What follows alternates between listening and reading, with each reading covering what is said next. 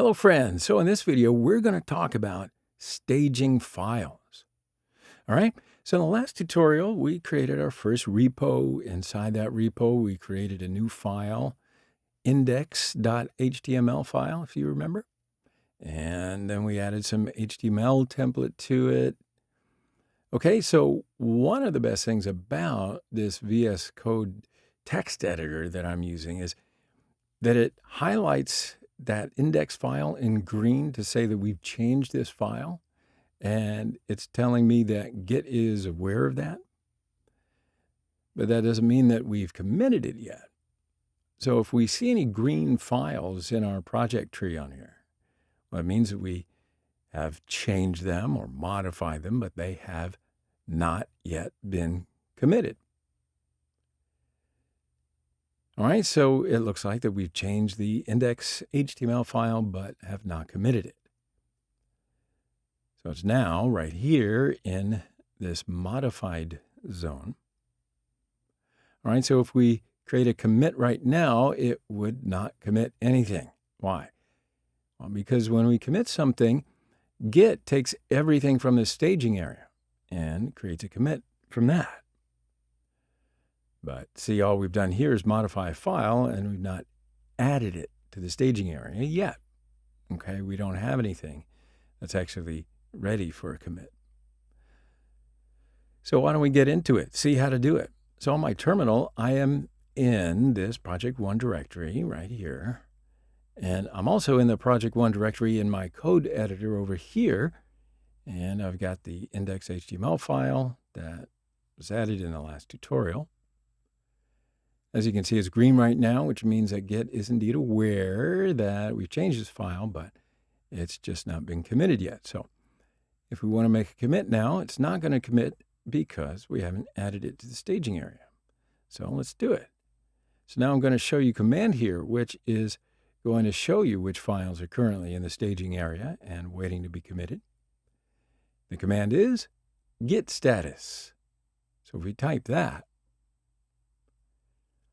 it's going to show us which files we have changed and which files are in the staging area. Okay, so now it says the untracked files in here, this index.html file is untracked file, and it's red, which means we've changed it, but it's not been staged yet. Okay, so you see that difference. Cool. So if we want to stage this file to make it ready for committing, all we need to do is say git and then add, then the name of the file, which is index.html, and then see how that's going to add this file to the staging area. So now if I say git status, we're going to see this file again, but this time it's in green and it says new file index.html. And in here it says these are the changes to be committed. So now if we say git commit, then it would commit the files here for now, this one particular file. Cool. So sometimes we add files to the staging area which we don't necessarily want to, and we want to remove those files from the staging area.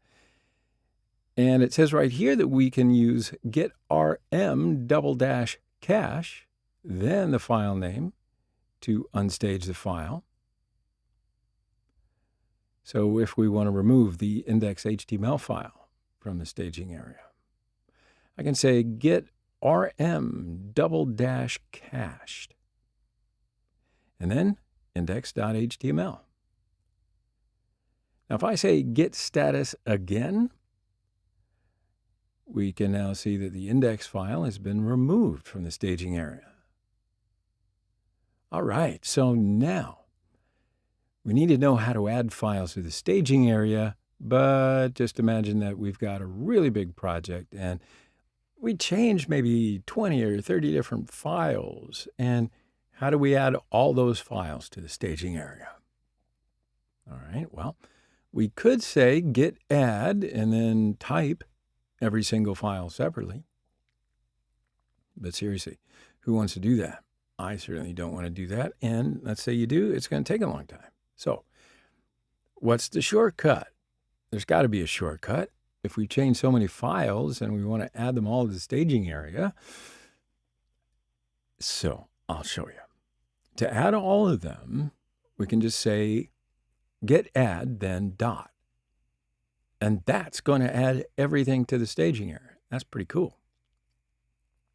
So let me just demonstrate. I'm going to create a new file over here.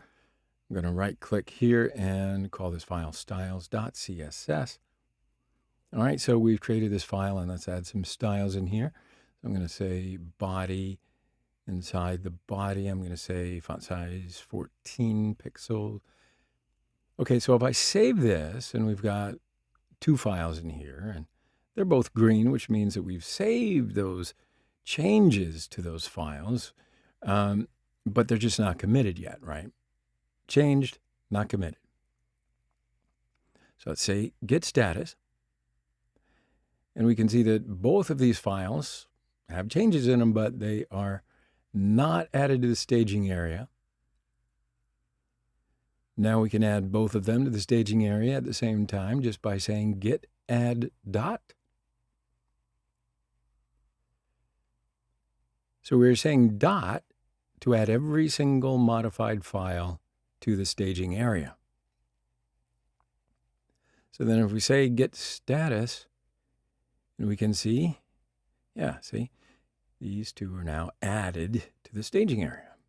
Here they are, both waiting in the staging area. Okay, so they're both ready to be committed right now. So now if we do a commit, it's going to take both of these files and add them to the new commit history, okay? All right, so you might be thinking now, all right, so what's the point of having a git staging area? I mean, why don't you just commit? You know, it seems like it's just adding one too many steps. You know, you could just commit right away when you make your change. Well, why do we have a staging area? Why don't we make commits without even having to add things to a staging area? Well, one of the reasons is by adding all of our changes to a staging area, it allows us to review our changes before we make that commit. You know what the word commit means, basically. But another reason is that we can split our work into 2 separate commits, or 3, or 6, or 12, or whatever. So in other words, imagine that we're managing the application, and there are 2 main issues in it. So let's say I want to fix bugs, and at the same time, I have to change 2 files for each bug. So I might not want to bundle them together in the same commit. So what I could do is stage one of the files and then commit that, and then stage one of the other files and then commit that. You follow? So it'll allow us to split our work into a couple of different commits for different stages. Then in the future, if, let's say I want to change one of the fixes, we may only have to change one commit. All right? So that's pretty much the shape of the staging area. In the next lesson, we're going to learn how to commit these changes in the staging area.